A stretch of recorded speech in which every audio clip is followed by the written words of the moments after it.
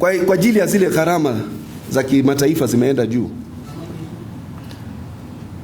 Bei ya landing cost ya fuel hapa ndani ya Kenya pia ikaenda juu, na kama ulimwengu mzima bei imeenda juu. Lakini serikali yetu iliweza kufadhili or to take part of the cost ya gharama ya mafuta. Ya kwanza kwa kutumia, tulikuwa tumetenga 16 billion ya Petroleum Development Fund ambayo tunatumia kwa hii mambo ya fuel stabilization. Gharama ya mafuta ya April, landing cost was lower. Tukatoa mchango wa bilioni 6 ndio tukaweza kuweka gharama ya mafuta chini kidogo. Huu mwezi wa Mei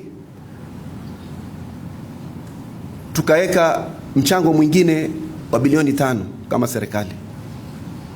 Na licha ya kuweka huu mchango wa stabilization kutoka Petroleum Development Fund, bei vile vile bado ikaongezeka kwa shilingi 46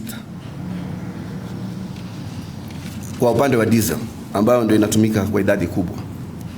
Katika hizi bilioni 5, bilioni 4.5 zilitumika ku subsidize diesel,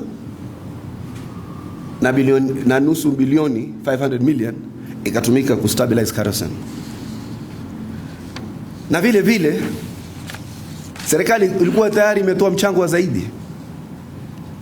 Walikuwa wametoa mchango wa kupunguza gharama ya VAT, value added tax, kwa nusu. Na athari ya kupunguza VAT, sisi mkusanyiko katika kodi ya mafuta kila mwezi kwa kupitia VAT ni bilioni 25. Kwa kukata kwa 8% ama kwa nusu, tukafika katika bilioni 12.5. Kwa hivyo ukijumlisha ule mchango ambao serikali so far umeweka katika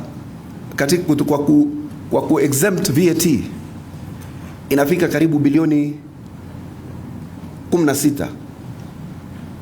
Na ukijumlisha na ile pesa tumeweka kutoka stabilization fund ambayo inaharimia karibu bilioni 11, alafu jana usiku kwa kupitia ushauri wa rais na kwa kupitia ushauri wa mkuu wa sheria Dorcas Oduor, kukatolewa mchango mwingine wa bilioni 2.75 ambao sasa ikaweza kupunguza gharama ya bei ya diesel kwa shilingi 10. Ndio sasa diesel hapa ndani ya Nairobi imeshuka to 232.